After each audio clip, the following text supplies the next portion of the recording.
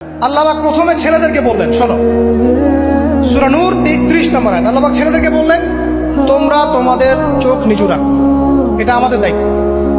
প্রত্যেকটা ছেলের দায়িত্ব বেগানা মেয়েকে দেখলে চোখটা কি করবে? নিচু। তাহলে আপনি সিডিউসড হবেন, এক কথা। 2 নাম্বার, আল্লাহ পাক আমাদেরকে বললেন, তোমরা তোমাদের লজ্জাস্থানকে হেফাজত করো। কাদেরকে? আমাদেরকে, মানে ছেলেদেরকে। প্রথমে আল্লাহ পাক ছেলেদেরকে বললেন, চোখ নিচু করে রাখো, লজ্জাস্থানে হেফাজত করো। ঠিক আছে?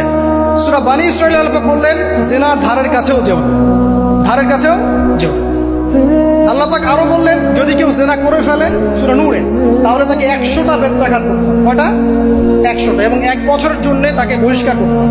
আল্লাহ পাক শাস্তিও দিলেন, শুধু তাত্ত্বিক বিধান দেন নাই, শাস্তিও দিয়েছেন। কারণ শুধু তাত্ত্বিক বিধান দিয়ে হবে? আমি যদি ওয়াজ করে বেড়াই, ভাই মদ খায় না, মদ খায় না, কোনো শাস্তি না অ্যাপ্লাই করি, তাহলে কি মদ ছাড়বে মানুষ? আমরা যদি বলি হত্যা করা মহাপাপ, মহাপাপ, দুর্নীতি করা মহাপাপ, মানুষ দুর্নীতি ছাড়বে? ছাড়বে না, যতক্ষণ না শাস্তি নিশ্চিত করা যাচ্ছে। আল্লাহ পাক তাত্ত্বিক কথা শুধু বললেন না, শাস্তিও নিশ্চিত করলেন। তারপর আল্লাহ পাক আরো বললেন, যদি বিবাহিত কোনো ব্যক্তি ব্যভিচার করে, তাহলে তাকে রজম করতে হবে, মাটিতে পুঁতে তাকে পাথর নিক্ষেপ করে হত্যা করে। ঠিক আছে?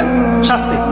এরপরে দেখেন আল্লাহ পাক মেয়েদেরকে বলছেন, মেয়েদেরকে বলছেন, তোমরা মূলত ঘরে থাকো। যদি বাইরের পরিবেশ তোমাদের অনুকূলে না থাকে, তোমরা ঘরে অবস্থান করো। ওয়াকরনা ফি বুয়ুতিকুন্না ওয়ালা তাবাররুজনা তাবাররুজাল জাহিলিয়াতিল উলা। তোমরা মূলত ঘরে থাকো। জাহিলি যুগে মেয়েরা যেভাবে নিজেদেরকে প্রদর্শন করে বেড়াতো, এই কাজটা তোমরা করো না। যদি করো তাহলে সমাজে বেহায়াপনা, ফায়সা বেড়ে যাবে, তোমরা নিজেরাই ক্ষতিগ্রস্ত হবে, যেটা ওরা হচ্ছে এখন। আচ্ছা, এরপর আল্লাহ পাক আরো বললেন, হে নবী, আপনি আপনার স্ত্রী এবং মুমিন নারীদেরকে বলেন, তারা যদি বাহিরে যায় যেন জিলবাব দিয়ে তাদের পুরো বক্ষদেশটাকে ঢেকে নেয়। তাহলে পোশাকের সংস্কৃতির শেকড় কোত্থেকে শিখবো? আমি কোত্থেকে শিখবো? আল্লাহ পাক কর্তৃক নাজিলকৃত সর্বশেষ ঐশী গ্রন্থ থেকে শিখবো নাকি? যে বইয়ের মধ্যে কোনো ভুল নাই সেটাই তো আমার শেখার মাধ্যম হবে নাকি? নাকি যে দর্শনে 1000টা ভুল সেটা শিখবো আমি? আল্লাহ পাক এখানে বলছেন, মুমিন নারীদেরকে বলো, বাইরে গেলে পরে তারা যেন জিলবাব দিয়ে, কাপড় দিয়ে সুন্দর করে বক্ষদেশ ঢেকে রাখে। বোরখার কথা এখানে নাই শব্দে। ঠিক আছে? ঢেকে রাখা ঢিলে ঢালা পোশাকের কথা এসেছে।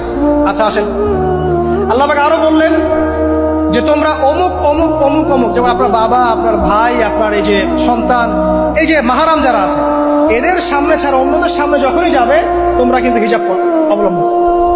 আল্লাহ পাক হিজাবের বিধান দিলেন, চক্ষু নিচু করতে বললেন, লজ্জাস্থানের হেফাজত করতে বললেন, এবং যদি এর পরেও কেউ ভুল করে ফেলে, তাহলে আল্লাহ পাক শাস্তির কথা বললেন। আল্লাহ পাকের সিস্টেমটা সুন্দর হলো না? এই সিস্টেমটা নবী সাল্লাল্লাহু আলাইহি ওয়াসাল্লাম অ্যাপ্লাই করলেন, সমাজ থেকে সমস্ত জেনা ব্যভিচারের ভিত্তি উঠে চলে। সুবহানাল্লাহ বলবেন না?